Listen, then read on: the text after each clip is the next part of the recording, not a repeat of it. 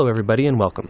My name is Derek Neal. I'm the executive producer here at Maximum Games, and I'm excited today to be able to bring you this sneak peek into our upcoming action-adventure title, Extinction. What you're about to see is a small slice of one level, and this is a very early pre-alpha build, so please expect some things to change between this and the final version. With that said, let's get started. Extinction takes place in a lush, vibrant fantasy world, full of painterly textures and bright, rich colors. But this world has come under siege by an organized army of massive otherworldly invaders known as the Reveni, who have begun systematically eradicating humanity off the face of the planet. You play as Avil, one of the last of the Sentinels, a legendary group of warriors with the skills and tools necessary in order to take down these massive foes. The gameplay in Extinction emphasizes high-speed traversal around the environment. In addition to the basic jump and double jump, Avil can also run horizontally along walls, run vertically straight up walls, air dash through the sky, come floating back down gently, can bounce off of springy objects in the environment such as building awnings or treetops, and can use his whip like a grappling hook to get around. When he does this, time slows down, giving him time to plan his next move and make split-second decisions. Of course, Avil's ultimate goal is to save as much of humanity as possible. He needs to protect them from the constant onslaught of the ogres and their minions. He does this by engaging them in real-time, skill-based combat. In addition to his series of regular strikes, he can also execute powerful AoEs, launch enemies into the sky, slam them back down to the ground, cancel his attacks into rune strikes for massive damage, and cancel his attacks into dodges in order to evade his opponent's strikes. Of course, the star of the show is Avil's combat with the ogres. Now, with their minions defeated, it's time for Avil to take on their master, one of the enormous Reveni who has been rampaging through the countryside, obliterating everything in our fully destructible environments. The ogres themselves are fully dismemberable, but they wear armor in order to protect themselves. In order to take this beast down, Avil must first destroy that armor. This is done via a powerful charged-up rune strike. Once the armor is destroyed, Avil can then dismember the limb underneath.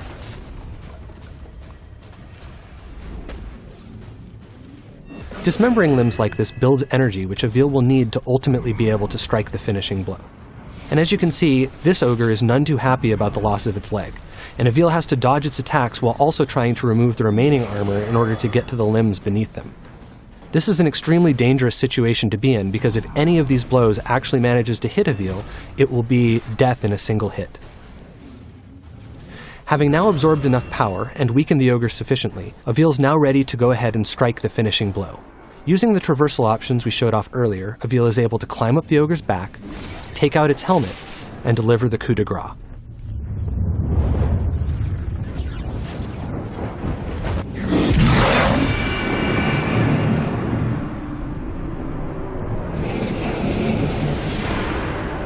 That was a relatively easy fight against a relatively basic opponent, but not all enemies are so simple. Depending on what armor, weapons, and abilities they have, each ogre presents its own unique challenges, and requires different strategies and tactics to take down. Here, we have an example of an ogre decked out in gold armor.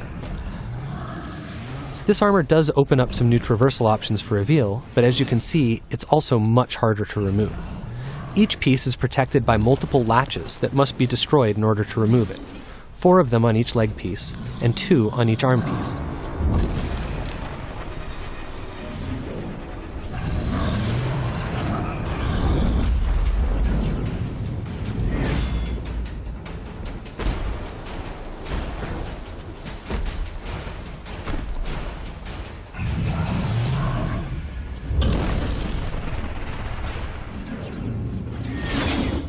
Having finally destroyed all the latches, Avil is now able to dismember the first of this ogre's legs.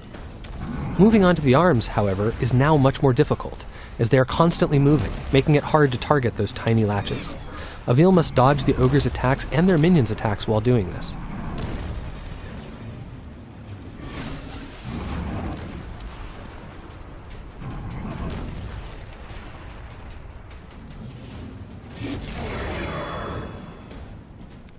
It has now taken sufficiently long to take down this ogre that its leg has regenerated, and it stood back up. But it no longer matters. Flush with energy from his last kill, Avil is ready.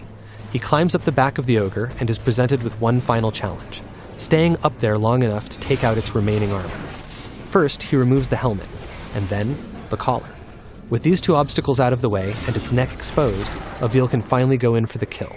And so, the second ogre falls.